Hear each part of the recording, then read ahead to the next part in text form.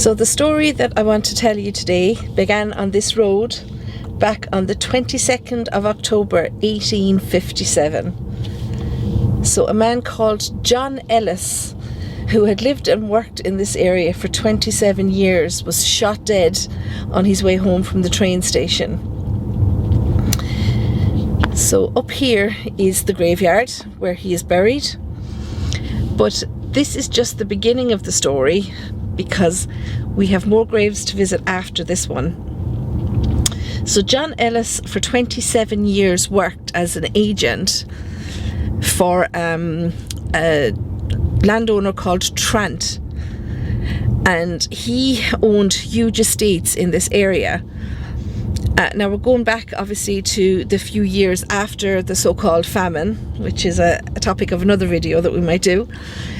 But when the British took over the island of Ireland, they took all the land off the Irish and gave it to notable people to the British Empire, so people that had served for the British Army and stuff.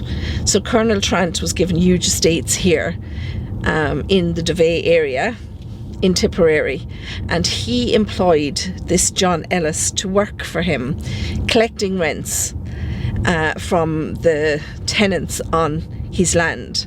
So poor Irish people that would work the land for the few pence that they would earn to feed their families.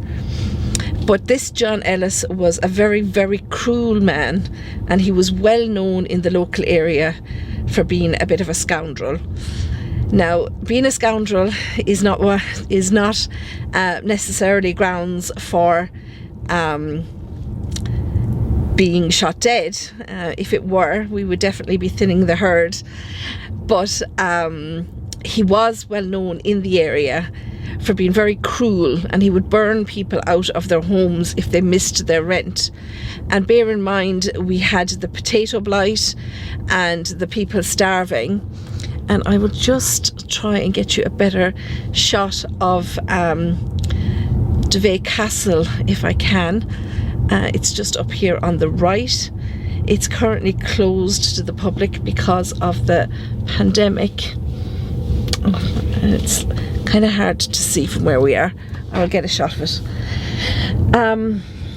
But yes, so he was hated by many, many people, and he had had several attempts on his life over the years. But on this fateful day, when he was on his way back, he would travel regularly to the markets in Dublin. Now, let me just be clear that so hated was this man that the police actually built a police station across the road from where he lived, because there was so many attempts on his life. This is Killahara Castle, and you'll see there one of the owners was Trant, who was the landowner at the time of John Ellis's murder. So let's just have a look if we can see the castle. I know it's closed to the public right now because of the pandemic, but let's have a look and see what we can see.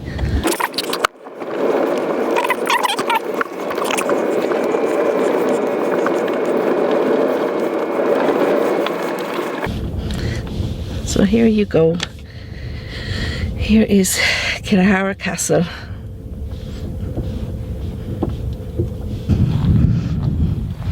Just to give you a kind of an idea of the scale of it. I'm just standing a few feet back from it, but it still stands here. Let's walk around this side, give you an idea of the view that would have been had from here.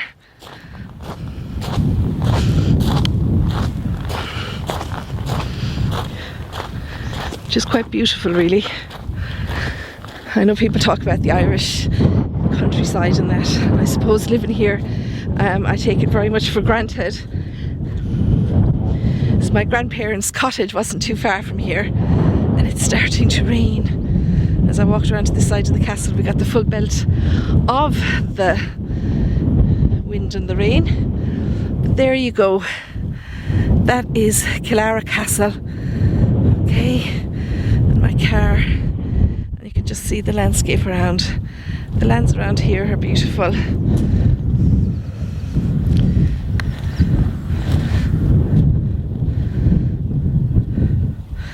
So let's go and find John Ellis's grave.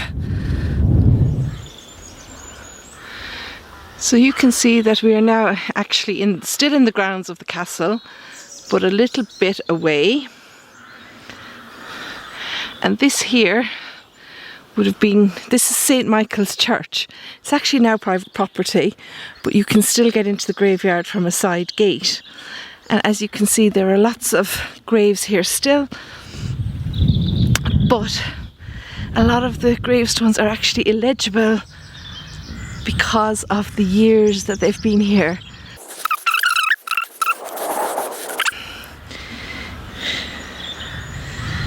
Is Louise Salome Wilson, dearly loved wife of J.H. Wilson, Archdeacon of Cashley and director, I beg your pardon, of Thurles and Lochmore. Died August 18th. You can see this clear on the camera. I think it's 1918, aged 80 years. So this graveyard, in fact, would have been a Church of Ireland or a Protestant graveyard. It was very common in the old days for the Catholics and Protestants to have separate graveyards. They would not have been buried together. Thankfully, that's no longer the case. But here is a wee baby, Edward John Dudley, from Poplars, the Poplars, I think it said, of the Poplars, Devey, who died 23rd of November 1954, aged 11 days, safe in the arms of Jesus. I just want to show you some of these graves. This is in loving memory of Robert Blythe, died March 22nd, 1909, and his wife Sarah Jane, who died February 22nd, 1931. Their son Stephen and Alexander, their daughter Catherine, died June 19th, 1945. It's my wedding anniversary. Not 1945 though. Their son William died 22nd of July 1954. George Blythe, son Thurles, died 28th of August 1968, aged 78 years. There's a lot of very old graves here. I'll show you John Ellis's now in 1 second. So here would be quite what do you call a well-off family, I suppose, to have such a big headstone in loving remembrance of John Belton, dearly loved son of George Young and Mia Worthington, who entered into rest 14th of May 1909, aged 20 years. Only good night. Blessed are the pure in heart, for they shall see God. Jemima, known as Mina Catherine, called home 12th of April 1932, aged 72, beloved wife of George Y Worthington.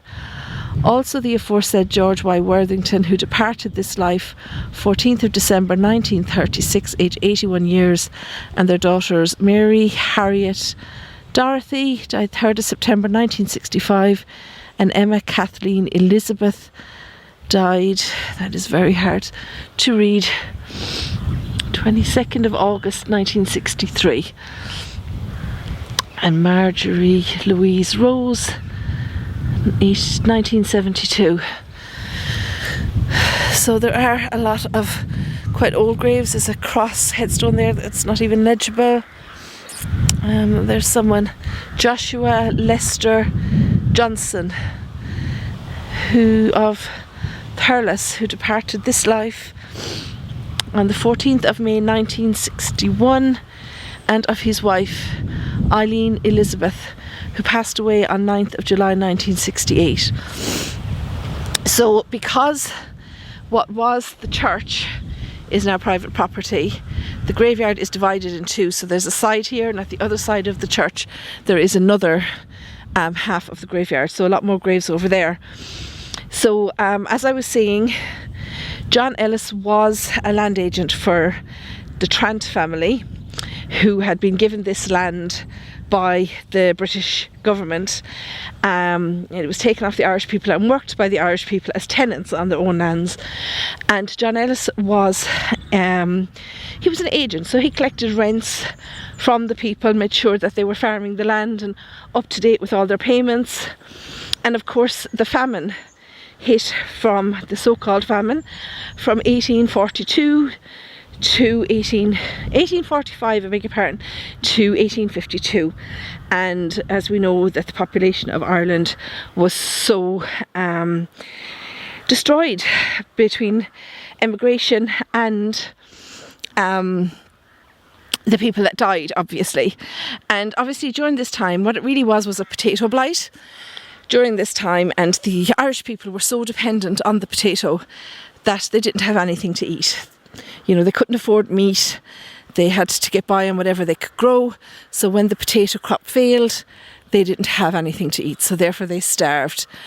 And even during this time when their crops failed and they were making no money, this land agent, John Ellis, he still insisted that rents were paid, and he still continued to evict people off of the land. Now, an eviction in that day was not a notice followed by another legal notice followed by a court case.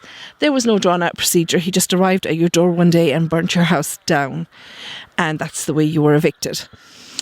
So this man was so hated over these 27 years. Not only was he a horrible rent collector, but he was also a womanizer. Now, the two boys that were hanged for his murder, the Cormack Brothers, they had two sisters. We know nothing of their parents, but we know that they had two sisters, one of whom had given birth in a poorhouse to an illegitimate baby just a couple of months before John Ellis's murder. Now, there's conflicting stories as to what happened with his sister Kitty. Some people say she was having an intimate relationship with John Ellis, and some people say that he forced himself on her. Either way, she seems to have found herself in the family way, as they would have said back then. And I think it's very interesting that the parish priest of the area on the murder of John Ellis, this is a quote directly from Reverend Hackett. He said that John Ellis was the most notorious and hated of the exterminating hands that reduced the population of the combined parishes of Lochmore and Castleiney from 8,000 people to 1,500 people. And that's his direct quote. So the exterminating hands, of course, were the British that inflicted more and more hardship on the Irish during those so-called famine years. And this grave of John Ellis is indicative of the way that people felt about him. Because as I've been talking, I've been showing you the graves on this side of the churchyard. And behind this ivy is John Ellis's grave. Okay, so it can't be seen anymore. Nobody looks after it. Nobody takes care of it. So hated is he to this day. And to take care of the grave, immediately after his passing, as you can see, there's iron railings around, and this is what the ivy has grown on. So let me see if I can get a shot of the headstone so that you can see it is in fact the grave of John Ellis. Let me see. Oh, it's so hard with all. Let me try the other side and we'll see if we can get some shot. Even if I lift the camera up perhaps taller than I am to where the headstone is there. Oh, I don't know if you can see that it does in fact say Ellis on the headstone in there. It's so hard to see with the ivy. Let's go around to the other side. I remember coming here when I was a child, and you could actually see into the grave. But obviously he was murdered on the 22nd of October 1857. So he's buried here a long time, and one notable thing was that a local priest cursed him after his murder because of the scoundrel that he was and the injustice that I'll explain to you in a minute. That he said that a blade of grass would never grow on this man's grave, and as you can see, it is completely overgrown by ivy. Okay, but in the years since 1857, there's debris from the trees, but not one blade of grass has ever grown on his grave in all of those years. Okay, there's the headstone. I can see that it says Ellis, but it's very hard to capture it on the camera. This is John Ellis's grave, and the railings were put there by his family because they were so worried of the grave being desecrated. So hated was he among the locals. I'm just going to pop my camera through the railings there.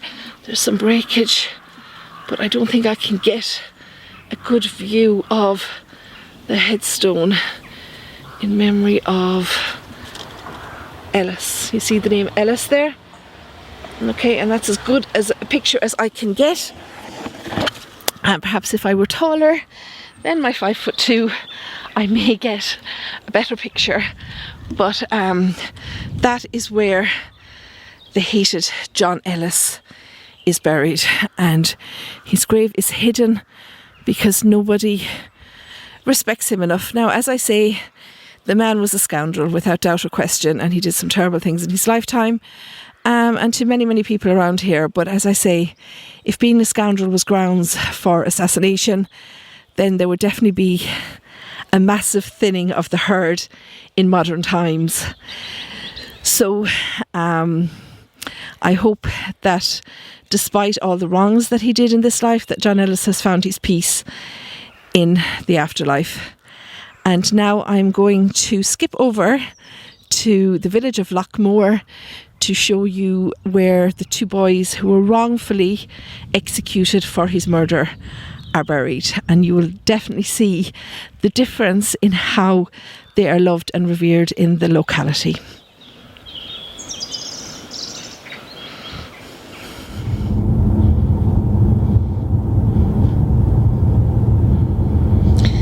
So now we're coming into Lochmore village. So I've just come, it's 8 kilometres in fact from Devey where we just were. I guess in old money, a kilometre is 5/8 of a mile, so it's about 5 miles from Devey, where we saw what's left of John Ellis's grave. So to finish the story about John Ellis, he was obviously he was a land agent, but he was also he used to travel regularly to Dublin for the markets every Wednesday, and he'd stay overnight and he'd come back the following day. And on the night of the 22nd of October 1857, his wife sent a young boy, Thomas Burke I believe was his name, and he was sent to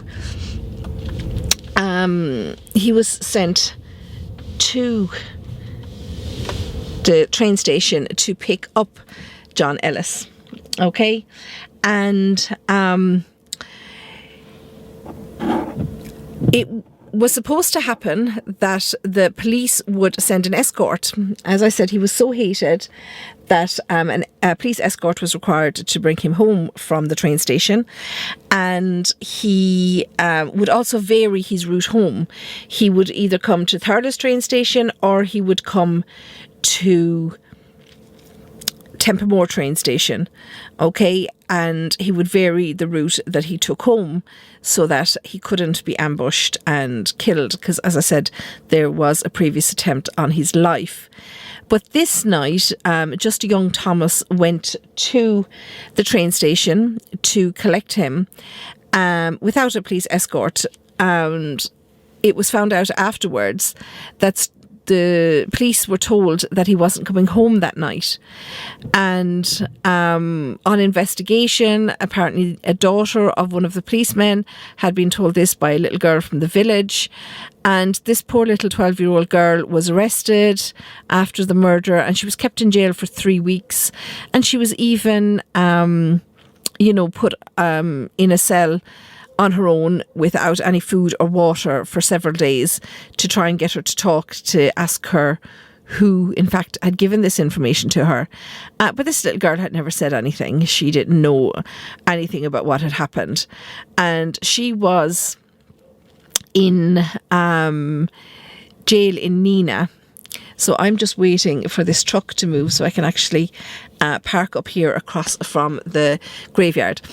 But she was kept in Mina jail, which is eventually where the Cormack brothers were executed, for 3 weeks without seeing her parents. And when she didn't talk, she was eventually just thrown out on the street with no way home. So I don't know what became of that poor little girl afterwards, but it just goes to show the lengths that the police were going to try and find out who locally was responsible.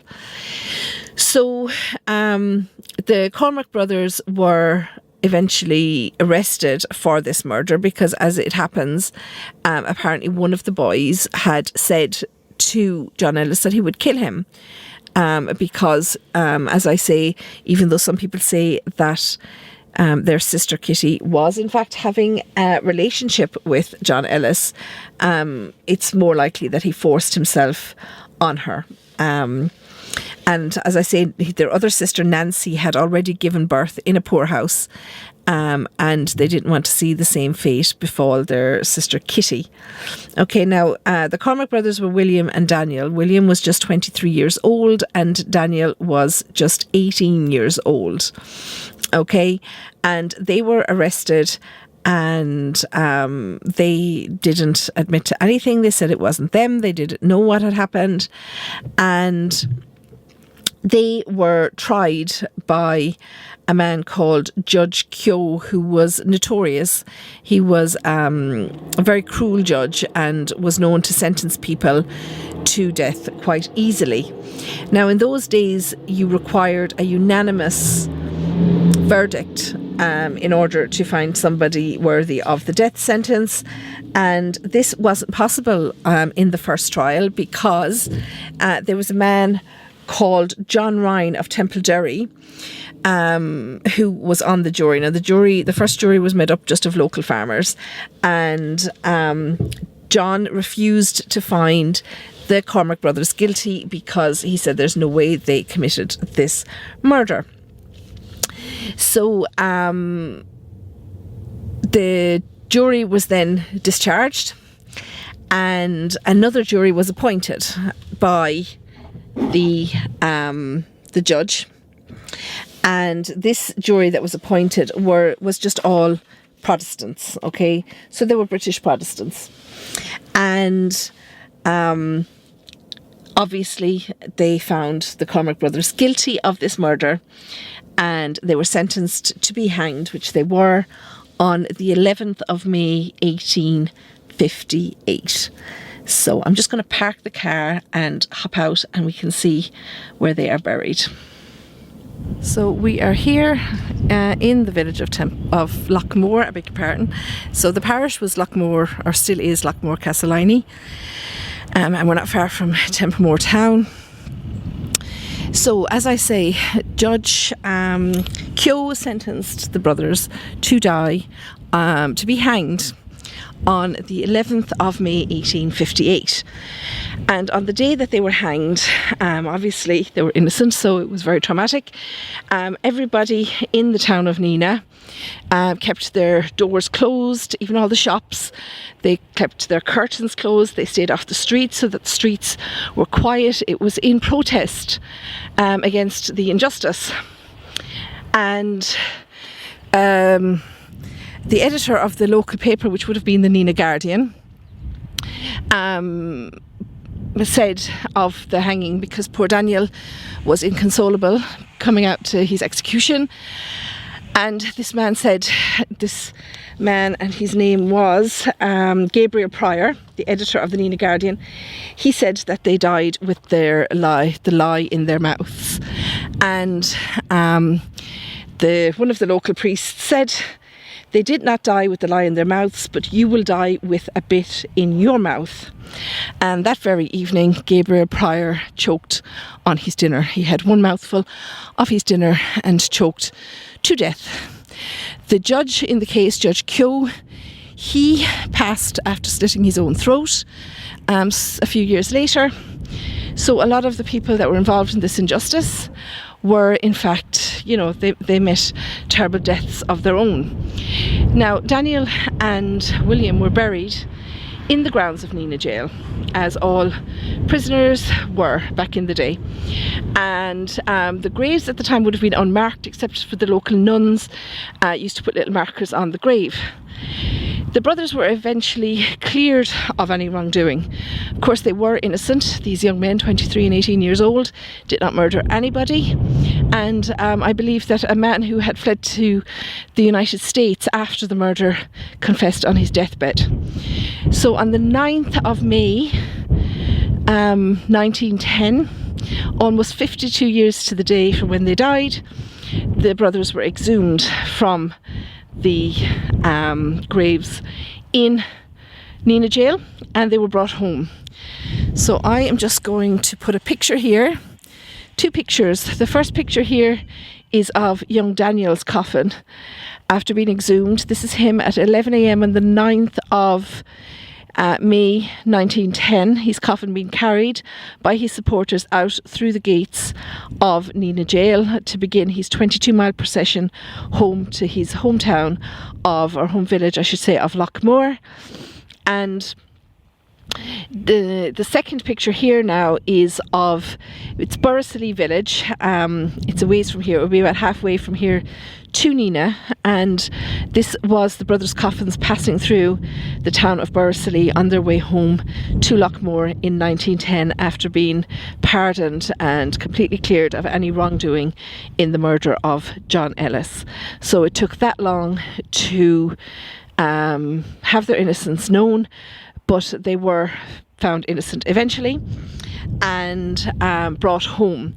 So this is Lochmore Church, and they were given pride of place here.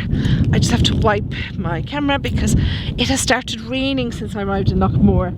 Tears for the Lochmore two, as we call them, poor Daniel and William. Now, Daniel and William, age 18 and 23, were given pride of place here just inside the gate of Lochmore Cemetery. And what's very unusual here in Ireland is that they have a mausoleum, and this is very unusual. So it says Cormack Brothers Sesquicentenary 1858 to 2008, so 150 years since they died. It was redecorated, but this was here since 1910. Okay, so this is the mausoleum where they are buried, and it's very beautifully maintained here. And we can't go down anymore. You used to be able to go down, but I see that it is locked. Okay, but let's see what this says here, and I'll show you the boys. So, hard to read this, it needs some work. So, by the Irish race, in memory of the brothers Daniel and William Cormack, who for the murder of land agent named Ellis were hanged at Nina after solemn protestation by each on the scaffold of absolute and entire innocence of that crime. The 11th day of May 1858, the tragedy of the brothers occurred. Through false testimony procured by cold and terror, the action in their trial of Judge Kyo, a man who considered personally, politically, ridiculously and officially was one of the monsters of mankind, and the verdict of a prejudiced partisan prejudiced jury clear proof of the innocence of the brothers afforded by Archbishop Leahy to the Viceroy of the day, but he nevertheless gratified the appetite of a bigoted, exterminating and ascensionary caste by a judicial murder of the kind which lives bitterly and perpetually in a nation's remembrance. And then a little bit of Latin, which I won't try. I'm struggling enough with the English today, but that's what that sign down there says. And if you come over here, it's actually a pity that I can't get down there today. If the priest was in, he probably would let me.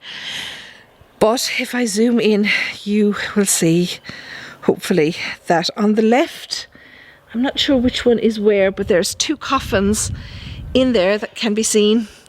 And that is where what remains of Daniel and William Cormack lay. Okay, so we go over to the side here a little and you might see it a little bit better. So there you go. That is the coffin, and the coffins are well looked after. They're frequently varnished and maintained, and the boys' remains lay here to this day after 52 years in an unmarked grave in Mina jail. So they've been here now. This is the 3rd of February 2022, so they've been here now for 112 years after 52 years in an unmarked grave in Mina. So there's another sign over here. So it says, in commemoration of the removal of the remains of the Cormack brothers from the jail yard at Mina to this mausoleum on May 11th, 1910, in the morning, a solemn requiem office and high mass were celebrated in the parish church Nina, Canon McMahon presiding, and an immense number of Killaloe priests being in the choir. The funeral cortege, which contained Mr. John Dillon MP, Mr. J. Hackett MP, and many other of high name and inspiring example, was by magnitude, representativeness and observance unprecedented in Ireland. At Lochmore, the barrister preached a funeral oration and, assisted by priests from Ireland, England, America and Australia, officiated at the place of the remains here to rest in peace and honour until the day of their vindication by Jesus Christ before the whole human race in the valley of Josaphat. That now I don't know. And then some little Latin as well. So that is the story of John Ellis and the Cormack brothers here in Tipperary. There was a film made by a local filmmaker. I remember attending the premiere of it a few years back, and I'll see if I can find, I definitely will post the link to the trailer below, but as to where you will be able to see the movie, I'm not entirely sure. But there was a movie made about the story. And I hope you enjoyed this video and that you've learned a little bit about one of our tales of history here in Tipperary. Okay guys, God bless from Lochmore.